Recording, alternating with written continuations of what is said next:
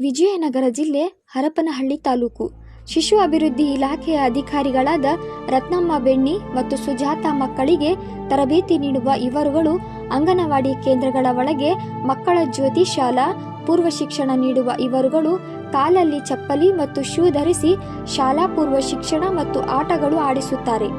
ಮಕ್ಕಳು ವಿದ್ಯೆ ಕಲಿಯುವ ಶಾಲೆ ದೇಗುಲ ಇದ್ದ ಹಾಗೆ. ದೇವಸ್ಥಾನದ ಒಳಗಡೆ ಯಾರಾದರೂ ಚಪ್ಪಲಿ ಶೂ ಹಾಕಿಕೊಂಡು ಹೋಗುವುದು ನೋಡಿದ್ದೀರಾ? ಆ ಶಾಲೆಯಲ್ಲಿ ಮಕ್ಕಳು ಆಟ ಆಡುವುದು, ಊಟ ಮಾಡುವುದು, ಅಲ್ಲೇ ಮಕ್ಕಳು ವಿಶ್ರಾಂತಿ ಪಡೆಯುತ್ತಾರೆ. ಇವರ ನಡವಳಿಕೆಯಿಂದ ಮಕ್ಕಳ ಮೇಲಾಗುವ ಪರಿಣಾಮಗಳಿಗೆ ಯಾರು ಹೊಣೆ?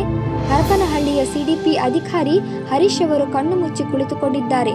ಇನ್ನು ಈ ಇಲಾಖೆಯಲ್ಲಿ ನಡೆಯುತ್ತಿರುವ ಅನೇಕ ಭ್ರಷ್ಟಾಚಾರಗಳು ಎಳೆಯಾಗಿ ನಿಮ್ಮ ಮುಂದೆ ಇಡುವ ಕಾಲ ದೂರವಿಲ್ಲ, ಸನಿಹ.